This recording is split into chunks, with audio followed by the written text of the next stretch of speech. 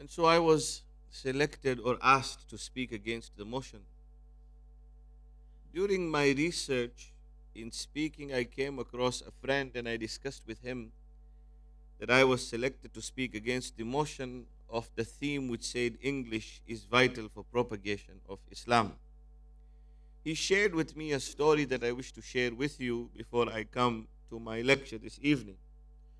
In the story, he mentioned to me that there was once a cat who was teaching the kitten how to survive, the skills of survival. It took its babies around from here to there and showed the babies the skills of survival.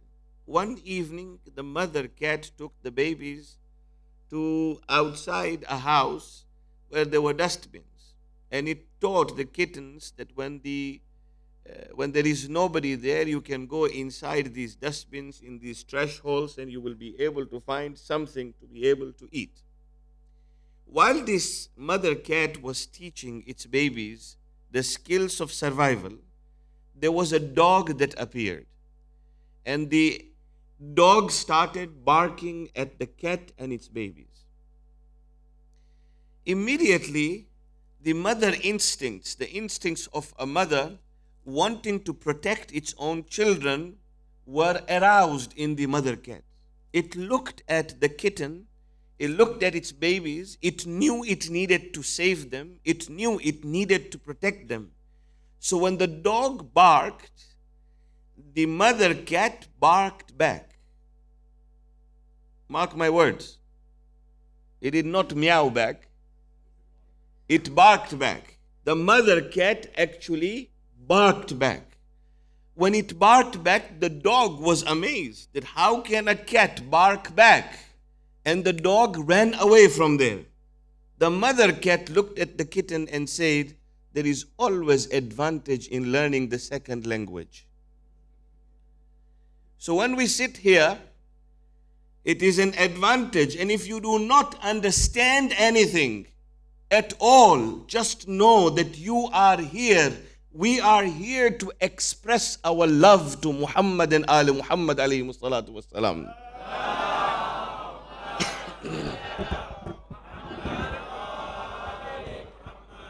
This is our expression of love. You have left home during this holiday period for the children. You have come here in severe weather conditions. You are here. What for? Just to express your love to the Ahlul Bayt alayhi salatu wassalam. And we are here expressing our love for them. I can carry on if you will listen. Yeah?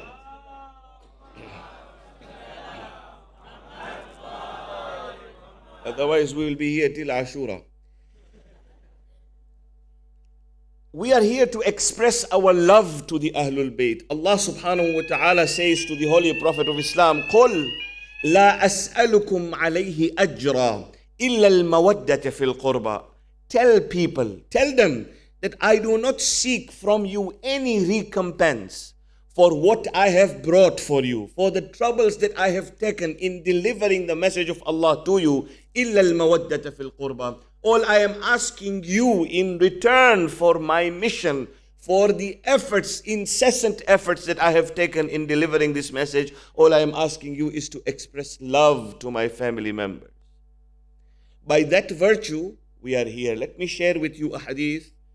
One day the Holy Prophet of Islam, Hazrat Muhammad Mustafa sallallahu alayhi wa alihi wa sallam,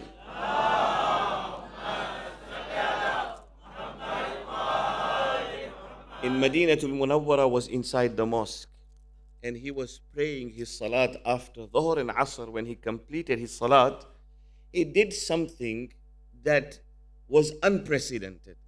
He did something that was never seen by the companions before. He was present there. After the Asr prayers, the Holy Prophet of Islam did something.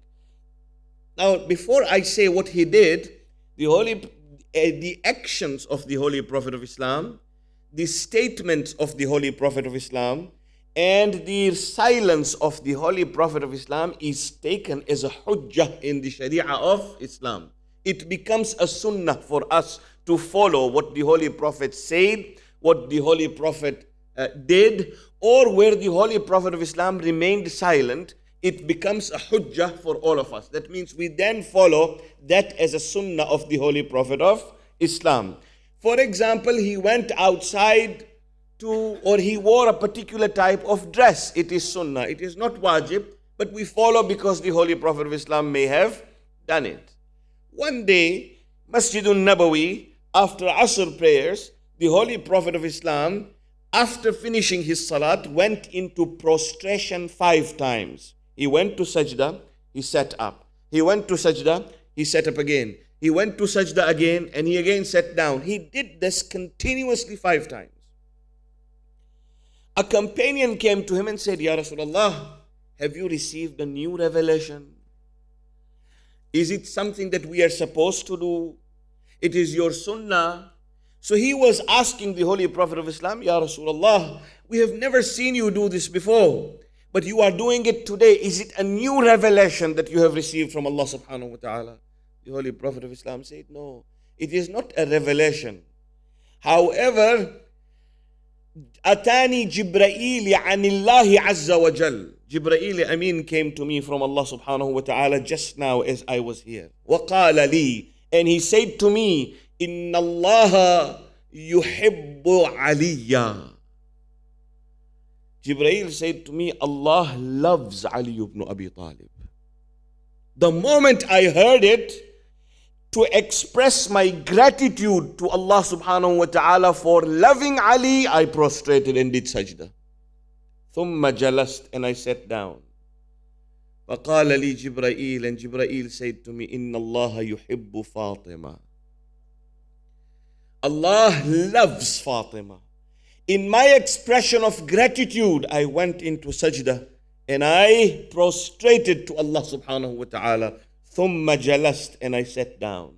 And then Jibreel said to me, إِنَّ اللَّهَ يُحِبُّ الْحَسَنِ. Allah loves Hassan. I prostrated and then I sat down again. And then Jibreel said to me, إِنَّ اللَّهَ يُحِبُّ الْحُسَيْنِ. Allah loves Hussein ibn Ali. I went into sajda and I sat down. Then the Holy Prophet of Islam paused. The companion said, Ya Rasulullah, you have accounted for 4 sajdas. There is a 5th sajda that you have not accounted for.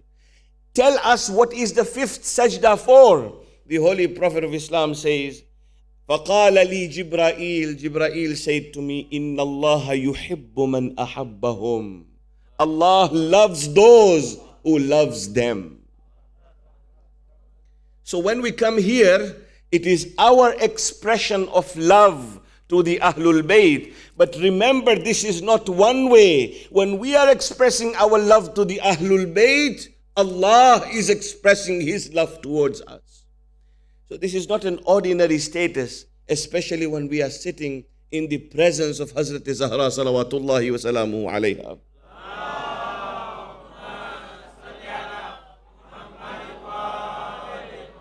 Let me continue with the subject that I left for you yesterday evening.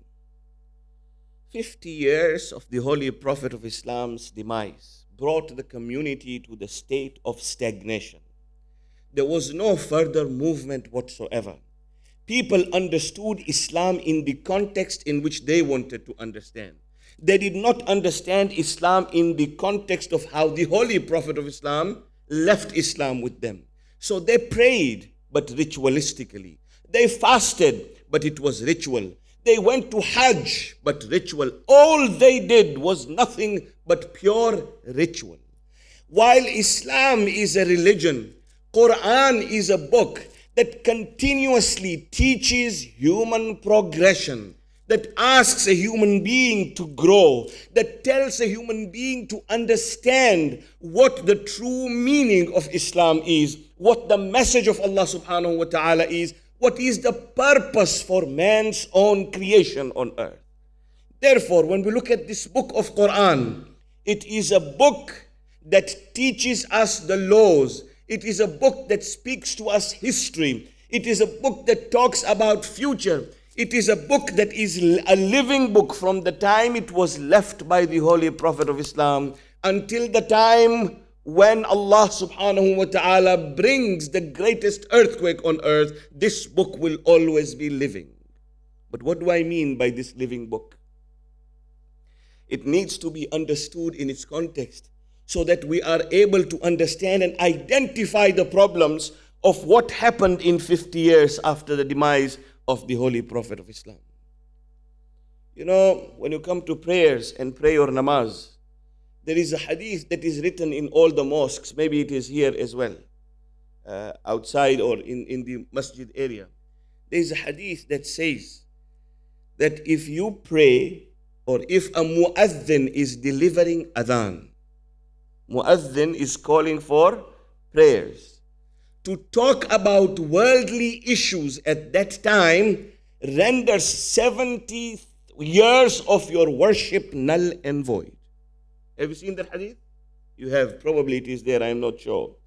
But the hadith says that if you are talking about worldly issues, then at the time when the muazzin is calling for prayers, then 70 years of your worship is rendered null and void.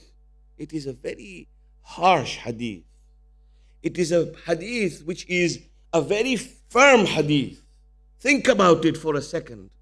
What wrong have I done at the time of performing wudu, or at the time when the muazzin is calling for prayers? What wrong have I done if I have asked someone how he was and how his business was? Is there something wrong to ask somebody what is wrong or what is happening in your business? It is not wrong to ask somebody for what your business is. Will that render 70 years of my worship null and void? 70 years of my worship? Assuming I was 85 years old. After bulugh, I had started to pray daily in my life. I have now reached 85 years of my age. On the 85th year of my age, I am now at the time of adhan talking about worldly issues. And suddenly all my a'mal are being wiped out and rendered null and void. Is that how I understand this hadith? Does my mind accept this logic? That my hadith will be wiped out? No, my fellow brothers. That is not the meaning of the hadith. For we need to understand it in its true context. The hadith has a different meaning altogether. It is true that 70 years of the a'mal are rendered null and void. But on what basis is what we need to understand. It means that if 70 years of a muazzin calling for prayers and saying Allahu Akbar, and for 70 years the word Allahu Akbar has had no effect in you, then what was the point of your worship? If for 70 years there was no effect, any effect on you, on the word Allahu Akbar, then what was the point of that worship? It doesn't mean that you don't pray. No. That is what I meant yesterday. Waise qaum mein wo shola maqali na rahi, naqshbandi na rahi, pukhta khayali na rahi, reh gayi rasm azan, ruh bilali na rahi.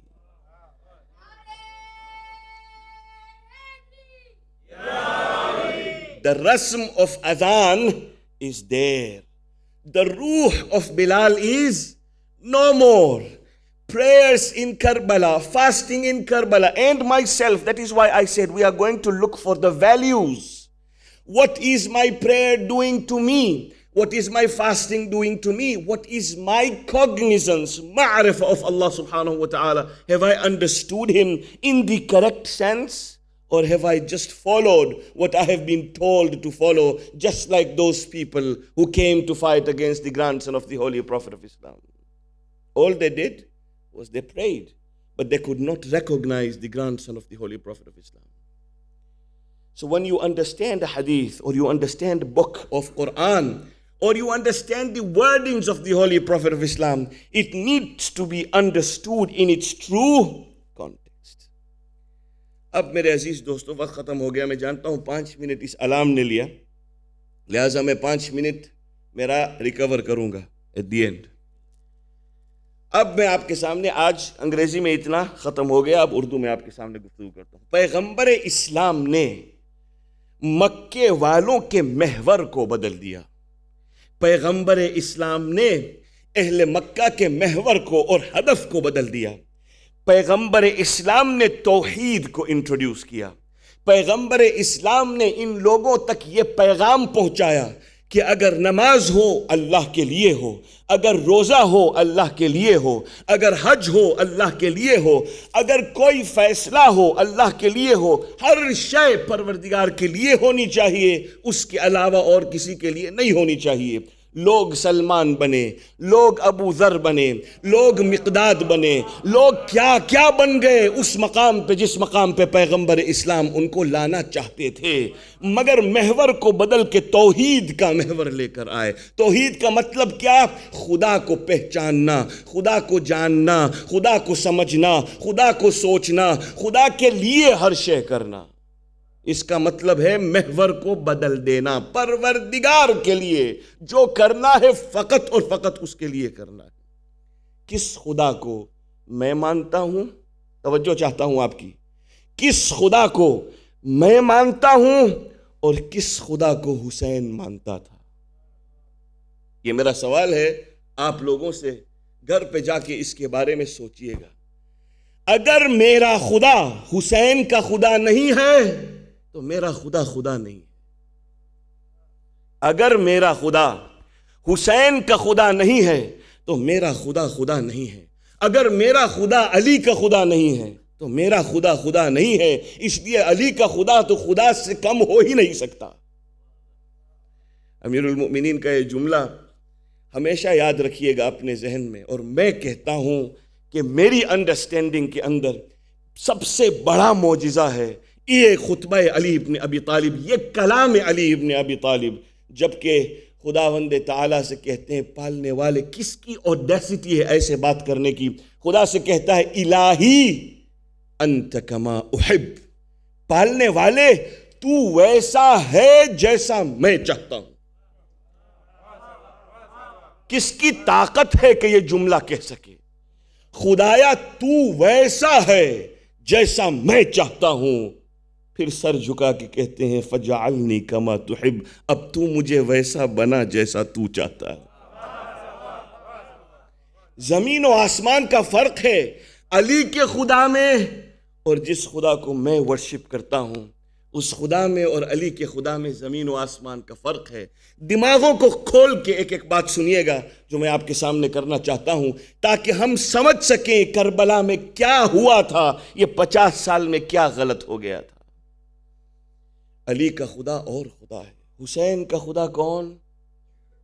حسین خدا سے آخری لمحے کہتا ہے دعائے عرفات کے اندر, ابا عبداللہ الحسین کہتے ہیں پالنے والے اس نے کیا کھویا جس نے تجھ کو پا لیا, اور پالنے والے اس نے کیا پایا جس نے تجھ کو کھو دیا.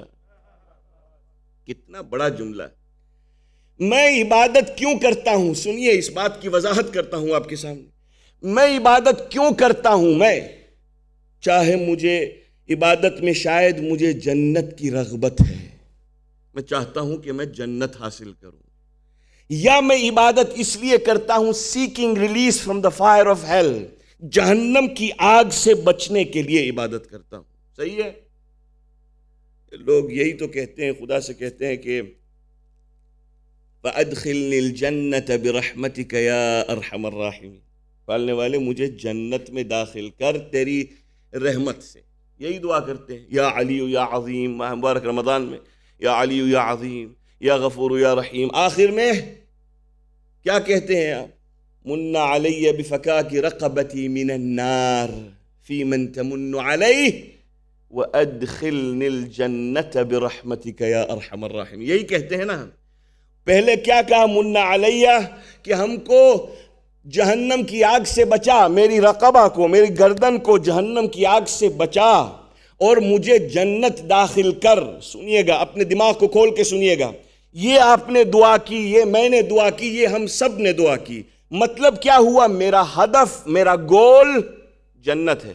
کہ نہیں؟ یا میرا ہدف، میرا گول جہنم سے بچنا ہے کہ نہیں؟ یہی ہے نا، یا جنت میں جانا ہے یا جہنم سے بچنا ہے. 5 منٹ سنیے، الگ پہلو ہے یہ بالکل. 5 منٹ، یا جنت میں جانا ہے یا جہنم سے بچنا ہے، یہ میرا ہدف ہے، یہ میرا گول ہے. تو میں عبادت کرتا ہوں جنت جانے کے لیے یا جہنم سے بچنے کے لیے. صحیح ہے؟ تو اب خدا کی عبادت اس لیے کرتا ہوں، اللہ کو اس لیے اللہ مانتا ہوں، اس کو مینس بنا کے میں جنت کو حاصل کروں، اس کو مینس بنا کے میں جہنم سے بچوں. تو خدا ہوا مینس، گول ہوا جنت. اگر خدا مینس ہے اور گول نہیں ہے تو وہ خدا نہیں. اگر خدا توسل ہے اور جنت ہدف ہے تو خدا تو فقط توسل، میں اس لیے عبادت کرتا ہوں کہ میں جنت جا سکوں. تو خدا بیچ میں ہوا، اس کے توسل سے جنت ملے گی یا اس کے توسل سے جہنم کی آگ سے بچوں گا. اگر خدا وسیلہ ہے، اگر خدا مینس ہے تو وہ خدا نہیں ہے. امیر المؤمنین کیا کہتے ہیں؟ پالنے والے، ما عبدتک خوفا من نارک، میں نے تیری جہنم کی آگ کے خوف میں تیری عبادت نہیں کی. ولا طمعا لجنتک، نہ ہی میں نے تیری جنت کی لالچ میں تیری عبادت کی ہے، نہیں. بل وجدتک اہلا للعبادت فعبدتک، میں نے تیری عبادت صرف اس لیے کی کہ میں نے تجھے قابل عبادت سمجھ کے تیری عبادت کی.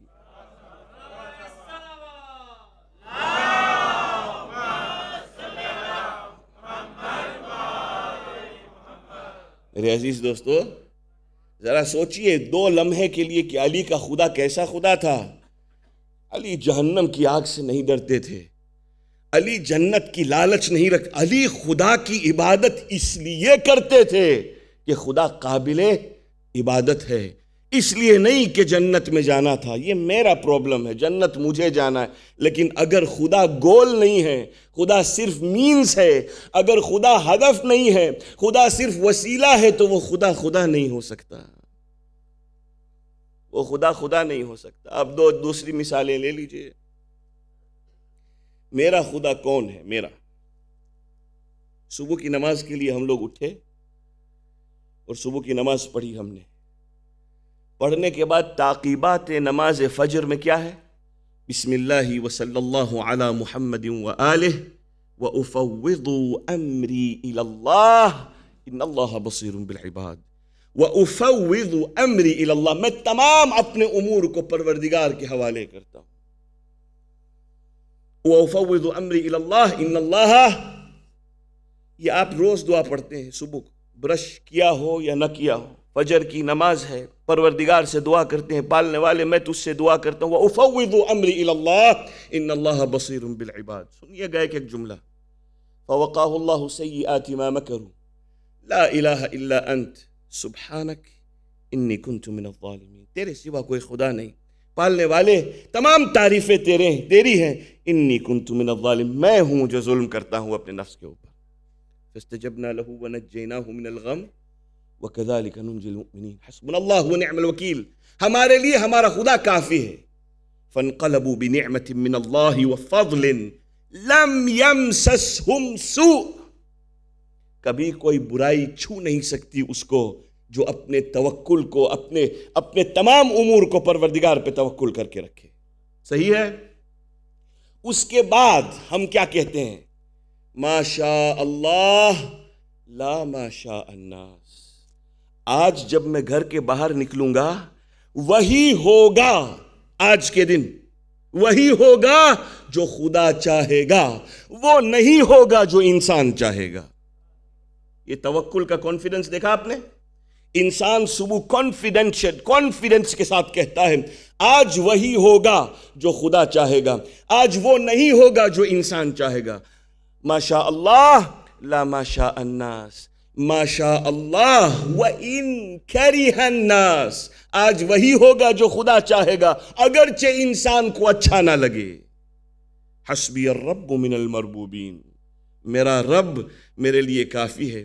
حسبی الخالق من المخلوقین، میرا خالق میرے لیے کافی ہے. حسبی الرازق من المرزوقین، میرا رازق میرے لیے کافی ہے. حسبی اللہ رب العالمین، میرا اللہ میرے لیے کافی ہے. کتنا کانفیڈنس آ جاتا ہے انسان کو صبح، کتنا کانفیڈنس کہ آج کچھ نہیں ہوگا، مجھے کچھ نہیں. اور گھر سے باہر نکلے، صبح کی نماز ہو گئی، اب گھر سے باہر نکلے، گاڑی میں بیٹھے، خدا نخواستہ، گاڈ فوربڈ، گاڑی چلاتے چلاتے اتنے کانفیڈنس کے ساتھ گھر سے باہر نکلا ہوں میں، اب گاڑی چلاتے چلاتے خدا نخواستہ کالی بلی رستہ کراس کر لے، بس پورا کانفیڈنس ٹوٹ گیا. اب ماشاء اللہ نہیں ہوگا، اب ماشاء بلی ہوگا. یہ میرا خدا ہے، اس خدا کی عبادت کرتا ہوں میں جو بلی سے ڈرتا ہوں. مطلب کیا ہوا کہ میں نے لا الہ الا اللہ کہا ریچولی، بس اسی لیے لا الہ الا اللہ مجھ کو افیکٹ نہیں کرتا. اور اگر میں لا الہ الا اللہ کہتا، دل کی گہرائیوں سے کہتا، سمجھ کے کہتا، تو کائنات کی کوئی طاقت نہیں تھی جو مجھے گرا سکتی تھی. مگر کیونکہ میں نے لا الہ الا اللہ اس لیے کہا کہ مجھے پڑھایا گیا تھا بچپنے میں کلمہ، پرتھم علی، بیجا حسن، حسین، تریجا جان، یہ پڑھایا گیا تھا، آج تک یاد ہے ہم لوگوں کو، مدرسہ میں پڑھایا گیا تھا. پرتھم علی، بیجا حسن، تریجا حسین جان، چوتھا زین العابدین، پنجم باقر نام، یہ سب بچپنے میں مدرسہ میں ہم لوگوں کو پڑھایا گیا تھا یا نہیں؟ بس ہم نے لے لیا، یاد کر لیا، مگر کیا مطلب تھا اس کا؟ What did it mean to us؟ کچھ نہیں، or at least to me. اب لا الہ الا اللہ کہہ دیا، کون سے خدا کی میں عبادت کرتا ہوں، کس خدا کو میں سمجھتا ہوں، کس خدا کو میں جانتا ہوں. ریچول لا الہ الا اللہ پڑھنا. اور وہ لوگ جنہوں نے لا الہ الا اللہ کا کلمہ پڑھا، بلال حبشی سینے کے اوپر پتھر، پیٹ پہ پتھر باندھ دیا، تازیانے لگ رہے ہیں مگر کہہ رہا ہے لا الہ الا اللہ. اس کو کہتے ہیں لا الہ الا اللہ. میں کسی سے نہیں گھبراتا، اس لیے کہ میرا خدا میرے ساتھ. مولانا کے پاس آتے ہیں، مولانا کے پاس، آغا کوئی تعویذ لکھ دیجئے. ٹھیک، کیا ہوا؟ پرابلم، فلاں پرابلم ہے، یہ ہے، وہ ہے، تعویذ لکھ دیجئے. تو مولانا صاحب تعویذ لکھتے ہیں یا دعا دیتے. مفاتیح الجنان کھولی یا کوئی کتاب کھولی، مولانا صاحب نے دعا دی، اچھا ہے، الحمدللہ رب العالمین. دعا ملی آپ کو، آپ دعا لے کے گئے، آپ نے دعا پڑھی. اب آپ کا دماغ یہ کہتا ہے، میرا دماغ یہ کہتا ہے، میں ڈاکٹر کے پاس ہو آیا، میں فلاں کام کے پاس ہو آیا، میرا سارا دھندا جو تھا وہ میں نے سب کچھ کر لیا. اب میں جاتا ہوں خدا کے پاس، دعا مانگتا ہوں. مولانا صاحب آپ کو دعا دیتے ہیں. مولوی صاحب نے بیچارے نے محنت کر کے آپ کو دعا دی کہ آپ یہ پڑھیں گے تو خداوند تعالیٰ آپ کی مصیبتوں کو آسان کر دے گا. اب آپ گھر گئے، سب کچھ تو ٹرائی کر لیا ہے میں نے، چلو اب یہ دعا بھی ٹرائی کر لوں. آپ مولانا کو ٹرائی نہیں کر رہے ہیں، آپ کس کو ٹرائی کر رہے ہیں؟ خدا کو ٹرائی کر رہے ہیں. جب نیگیٹیولی خدا کو ملنا ہے، جب نیگیٹیو سوچ ہے خدا کے بارے میں، تو کون سی دعا مستجاب ہوگی؟ میرا خدا ہیومن خدا بنا دیا میں نے، میرا خدا انسان خدا بنا دیا میں نے. میرا خدا وہ خدا جو میرے جیسا سوچتا ہے، اس کو میں نے ایسا بنایا، اس لیے وہ میرا خدا خدا نہیں ہو سکتا. ہر ایمان انسان کا لرز جاتا ہے، کیوں؟ اس لیے کہ اس نے لا الہ الا اللہ توحید کا کلمہ صحیح اندازوں میں نہیں پڑھا. اس نے صرف پڑھ دیا کیونکہ اس سے کہا گیا. ہمارے ہاں دو قسم کی شریعتیں ہوتی ہیں، ایک تو اسلام کی شریعت ہے، شریعت اسلام، اور ایک کہتے ہیں بوڑھی عورتوں کی شریعت. یہ دو الگ الگ مختلف شریعتیں ہیں، ایک اسلام کی شریعت ہے اور ایک بوڑھی عورتوں کی شریعت ہے. اسلام کی شریعت آپ جانتے ہیں، بوڑھی عورتوں کی شاید یقین ہے آپ جانتے ہوں. مثلا سپرسٹیشس بلیف. مثلا عورت پریگننٹ، چاند کو گہن لگ گیا. جس دن عورت پریگننٹ ہے اور چاند میں گرہن یا گہن ہو اور رات کا وقت ہو، خدا نہ خواستہ عورت اگر پریگننٹ ہو تو اس کو سونے کی اجازت نہیں ہے جب تک گہن ہے. کینچی پکڑنے کی اجازت نہیں ہے. کیوں؟ اگر کینچی پکڑو گی تو کان وغیرہ نہ توڑ بچوں نہیں کر سے. صحیح ہے؟ یا کچھ کٹا ہوا ہوگا باڈی کے اندر. اگر یہ آپ جانتے ہیں، آپ کاتر ایک دوسرے کو کینچی نہیں دیتے، ہم لوگ ٹیبل کے اوپر رکھ دیتے کجیا تھا سے. دیکھا ہے آپ نے؟ میرے ساتھ بھی ہوتا ہے، میں تو لیتا ہوں زبردستی لوگوں سے. مگر کیا ہوتا ہے، کینچی نہیں دیں گے، ہاتھ میں نہیں دیں گے کینچی. کیوں؟ اگر ہم آپ کو ہاتھ میں دیں گے تو ہمارے جھگڑے ہوں گے. استغفر اللہ ربی واتوب الیہ. یہ شریعت اور ہے، اور اسلام کی شریعت یعنی خدا کو اور کوئی دھندا نہیں ہے، صرف آپ کی کینچی دیکھنے کا دھندا ہے. یہ میرا خدا ہے، یہ میرا پروردگار ہے. اس خدا کی عبادت میں کرتا ہوں کہ جو خدا ہر وقت دیکھ رہا ہے کہ کون کس کو کینچی دے رہا ہے تاکہ میں جھگڑے کرواؤں. ہاں، یہ خدا ہے میرا. نہیں میرے عزیز دوستو، اسی لیے میں کہتا ہوں ریچول اسلام اور ہے، حقیقی معنوں میں اسلام اور ہے. لوگ پہلے کہاں جانا چاہیے اگر مصیبت ہو انسان کو؟ تو پہلے کہاں جانا چاہیے؟ پہلے سر کو سجدے میں رکھ کے پروردگار سے مانگنا چاہیے، پالنے والے میں نے اپنے تمام امور کو تیرے حوالے کیا. پھر گھر سے باہر نکل کے دیکھیے آپ کا کام ہوتا ہے یا نہیں. لیکن نہیں، ہم ریورس کرتے ہیں.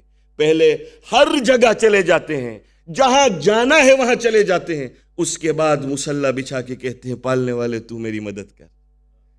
اور پیر کے دربار میں پہنچ جانا، معلموں کے گھر پہ چلے جانا، جادوگروں کے گھروں میں جانا کہ ہماری مصیبتوں کو آسان کریں. یعنی اس خدا پہ بھروسہ نہیں، اس تعویذ لکھنے والے پہ زیادہ بھروسہ ہے. اللہ پہ بھروسہ نہیں. تو میں کس خدا کی عبادت کر رہا ہوں میرے دوستو؟ کس خدا کی؟ کون خدا کو میں جانتا ہوں؟ کس خدا کی معرفت ہے مجھے؟ وہ افریقہ میں لوگ وہاں کے پیر کو معلمو کہتے ہیں، پاکستان میں پیر کو پیر کہتے ہیں، انڈیا میں پیر کو پیر کہتے ہیں، ایران میں پیر کو پیر کہتے ہیں. ہمارے افریقہ میں ان کو معلمو کہتے ہیں. معلمو یعنی ٹیچر، معلم. ایک مرتبہ کسی کے ساتھ گیا تھا، کسی دوست کے ساتھ میں، ان کے پاس ان کو مصیبت تھی. میں بھی بچہ تھا اس وقت، میں بھی گیا تھا کیا دیکھیں کیا کرتا ہے. وہاں گئے تو کہنے لگا کہ کالی مرغی لے کے آؤ. ٹھیک ہے، کالی مرغی لے کے آؤ. کالی مرغی لے کے آئے، بالکل بلیک ہونی چاہیے. کالی مرغی لائے، بیچاری آ گئی کالی مرغی. اب ایسا کرتے ہیں کہ ہم کو جاننا ہے کہ آپ کا پرابلم کیا ہے، ڈائیگنوس کرنا ہے کہ آپ کا پرابلم کیا ہے.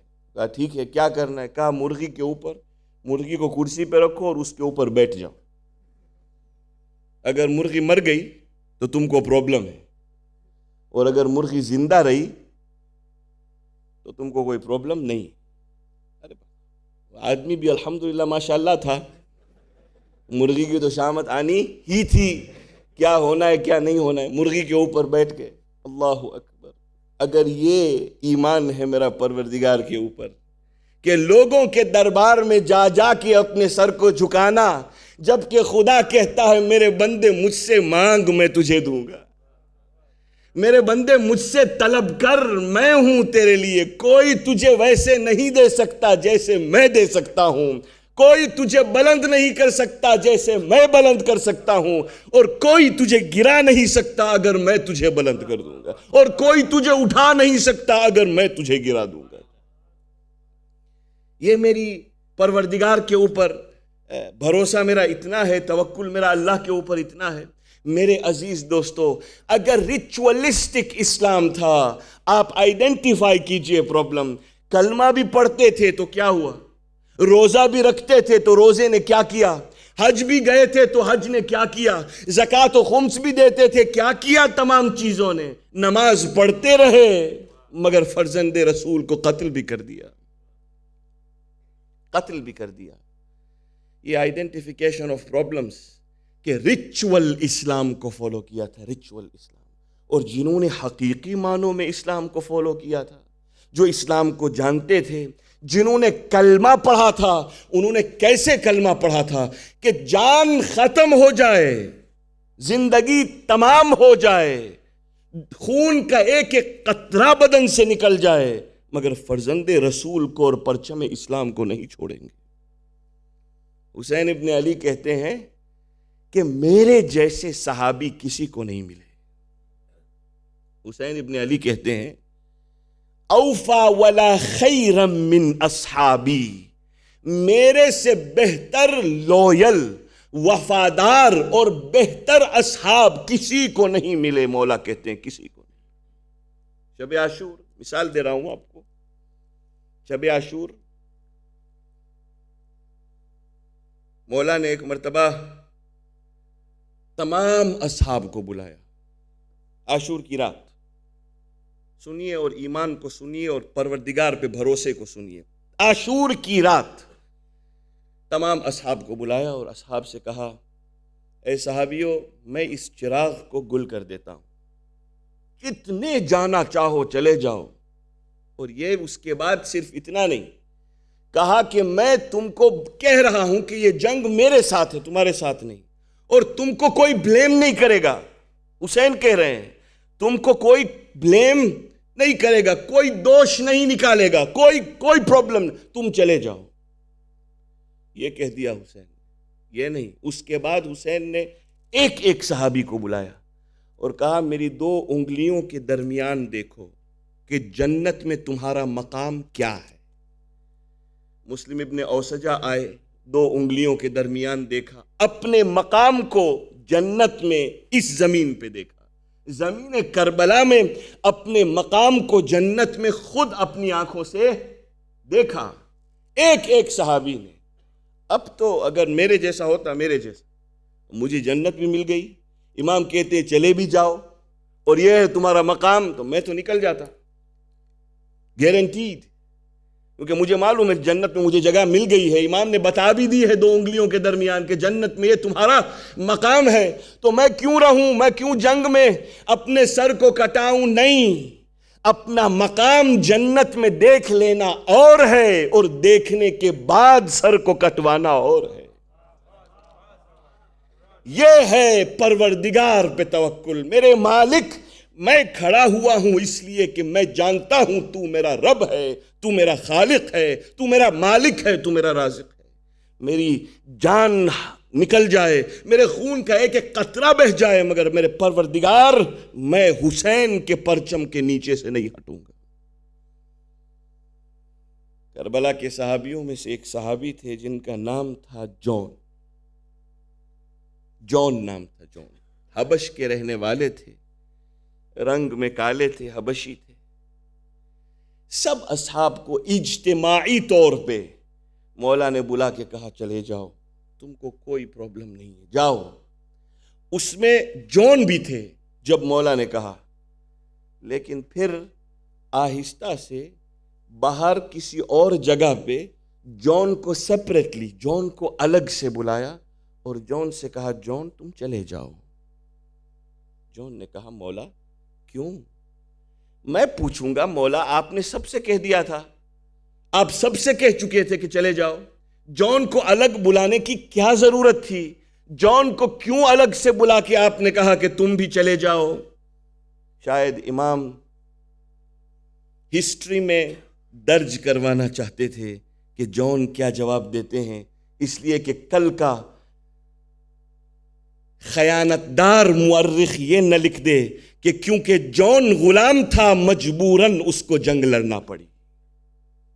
مولا خود جون کی زبان سے تاریخ میں درج کروانا چاہتے تھے کہ جون کیا کہتے ہیں. جون سے کہا جون تم بھی چلے جاؤ. آپ جانتے ہیں جون کا جواب کیا تھا؟ مولا سے کہنے لگا یا ابن رسول اللہ, میں جانتا ہوں آپ کیوں مجھے الگ سے کہہ رہے ہیں چلے جانے کو. شاید آپ نہیں چاہتے کہ میرا اس حبشی غلام کا خون آپ کے طاہر و مطہر خون سے مل جائے. شاید آپ نہیں چاہتے کہ مجھ غلام کا خون آپ کے طاہر و مطہر خون سے مل جائے. ایک مرتبہ حسین نے جون کو سینے سے لگا دیا. جون ایسی بات نہیں ہے جون. جون میں نے سب کو آزادی دی ہے جون, میں تمہیں بھی آزادی دے رہا ہوں جون, چلے جاؤ. کہا نہیں میرے مولا, جب تک میرا خون کا ایک ایک قطرہ میرے بدن میں رہے گا مولا آپ ہی کے لیے میرا خون ہے. ایک صحابی تھے جن کا نام تھا وہب, صرف 16 دن کے مسلمان تھے, 16 days, صرف 16 دن کے مسلمان. نام تھا وہب, نئی شادی کی تھی, اپنی ماں کے ساتھ گزر رہے تھے کہ خیمہ حسین کی طرف نگاہ پڑی. وہب نام تھا. حسین کے خیمے کی طرف وہب کی نگاہ پڑی تو پوچھنے کے لیے, انکوائری کرنے کے لیے ایک مرتبہ وہب خیمہ حسین میں آیا. کرسچن خیمہ حسین میں آیا اور آ کے امام علیہ السلام سے کچھ لمحہ گفتگو کی. مجھے نہیں معلوم کہ حسین نے کس لب و لہجے میں وہب سے بات کی, مگر وہب جب باہر نکلے ہیں تو اپنی ماں سے کہا, ماں میں مسلمان ہوتا ہوں, ماں اگر کوئی کائنات میں پروردگار کا بندہ ہے تو یہ ہے. ماں بھی مسلمان ہوئی, نئی دلہن بھی مسلمان ہوئی. 16 دن گزرے تھے, 10 محرم کو وہب کو مسلمان ہوئے. سنیے, بھروسے کو سنیے, 16 دن گزرے تھے بس. لیکن یہ جو نئی مسلمان ہوئی تھی وہب کی ماں, جیسے زینب عاشور کی رات کو جس طرح سے اونو محمد کو وصیتیں کر رہی تھی, جیسے لیلہ علی اکبر کو وصیتیں کرتی تھیں, جیسے فروا قاسم کو وصیتیں کر رہی تھیں, اسی طرح وہب کی ماں وہب سے کہہ رہی تھی, بیٹا وہب کل کہیں ایسا نہ ہو کہ یہ بوڑھی ماں فاطمہ کو اپنا منہ نہ دکھا سکے. وہب کی تربیت ہو رہی ہے. 16 دن کا مسلمان اپنی دلہن کو ابھی بیاہ کے لایا تھا, 16 دن کا مسلمان. ایک روایت پڑھ رہا ہوں نفس المحموم سے, ذرا اس روایت کو سنیے گا اور اس روایت کو سننے کے بعد غور و فکر کیجئے گا کہ حسین کی مظلومی کیسی مظلومی تھی. وہب عاشور کی صبح نمودار ہوئی, وہب مقتل میں گئے. نفس المحموم وہب مقتل میں گئے, مقتل میں لڑتے لڑتے ایک مرتبہ کتنوں کو واصل نار کر کے وہب پلٹ کے خیمے میں واپس آئے. اپنی ماں سے کہا, ماں آپ نے دیکھا میں نے جنگ لڑی؟ ماں نے کہا, مرحبا بیٹا, شاباش بیٹا, میں نے دیکھا ہے, لیکن جب تک حسین کے بچے پیاسے رہیں گے وہب, میں گوارا نہیں کروں گی کہ تم زندہ رہو. یہ وہب کی ماں ہے, میں گوارا نہیں کروں گی کہ تم زندہ رہو. وہب نے کیا کیا, ایک مرتبہ پھر خیمے میں گئے. نفس المحموم میں لکھا ہے کہ ایک مرتبہ وہب جنگ لڑتے لڑتے زمین پہ گرے. جب زمین پہ گرے ہیں وہب, تو وہب کی ماں خیمے کے باہر نکل آئیں, اور نکلنے کے بعد وہب کے لاشے پہ پہنچی. حسین نے دیکھا کہ مقتل میں ایک بی بی آ گئی ہے, مقتل میں کوئی عورت آ گئی ہے. حسین تعجب کرنے لگے کہ ابھی میں حسین زندہ ہوں, یہ کون باہر آ گیا ہے. ایک مرتبہ حسین گئے تو دیکھا وہب کی ماں وہب کے پاس کھڑی ہے اور ماں بیٹا آپس میں گفتگو کر رہے ہیں. آپ جانتے ہیں گفتگو کیا تھی؟ وہب نے ماں سے پوچھا, ماں آپ کیوں خیمے کے باہر نکل آئیں؟ ماں آپ کیوں خیمے کے باہر نکل آئیں؟ ایک مرتبہ وہب کی ماں نے کہا بیٹا حسین کی زبان سے ایک فقرہ نکلا جس نے مجھے مجبور کر دیا کہ میں خیمے کے باہر نکل آؤں. کہا کیا فقرہ تھا؟ ایک مرتبہ وہب کی ماں نے کہا حسین نے کہا وَقِلَّةَ نَاصِرَنَا، ہائے حسین کے کتنے کم مددگار ہیں، حسین کے کتنے کم مددگار ہیں، اس لیے میں بھی جنگ کے لیے آ گئی ہوں. حسین نے وہب کی ماں کو خیمے میں بھیج دیا. صحابیوں میں ایک اور صحابی تھے جن کا نام تھا مسلم ابن اوسجہ. ایک مرتبہ جب مسلم ابن اوسجہ گھوڑے سے زمین پہ تشریف لائے ہیں تو حسین حبیب ابن مظاہر کا ہاتھ پکڑ کر خیمے میں مسلم ابن اوسجہ کے لاشے تک حبیب ابن مظاہر حسین ابن علی کے ساتھ آئے اور مسلم ابن اوسجہ کے لاشے پہ بیٹھ گئے. حسین کھڑے ہوئے تھے، مسلم ابن اوسجہ کا لاشا پڑا تھا. حبیب ابن مظاہر مسلم ابن اوسجہ کے لاشے کے پاس بیٹھے اور سینے پہ ہاتھ رکھا. مسلم ابن اوسجہ کے سینے پہ ہاتھ رکھا اور ہاتھ رکھ کے حبیب ابن مظاہر نے کہا اے مسلم، اگر میں بھی جام شہادت پینے والا نہ ہوتا تو میں تم سے پوچھ لیتا کہ تمہاری کوئی وصیت ہے تو میں جا کے کوفے میں تمہاری وصیتیں پوری کر دیتا، لیکن اے مسلم میں بھی جام شہادت عنقریب پینے والا ہوں. مگر پھر بھی اے مسلم اگر کوئی وصیت ہو تو وصیت کر دو، اگر کوئی وصیت ہو تو وصیت کر دو. ایک مرتبہ مسلم نے اپنی آنکھوں کو کھولا، حسین کی طرف نگاہ کی، حبیب ابن مظاہر کو دیکھا اور کہا اے حبیب میرے سید و آقا کا خیال رکھنا. میں کہوں گا اے مسلم ابن اوسجہ ابھی کچھ لمحے کے بعد یہی لاشا ہوگا، ارے نہ زمین پہ ہوگا نہ زین پہ ہوگا، ارے یہی لاشا ہوگا جو گھوڑوں کی ٹاپوں سے پامال.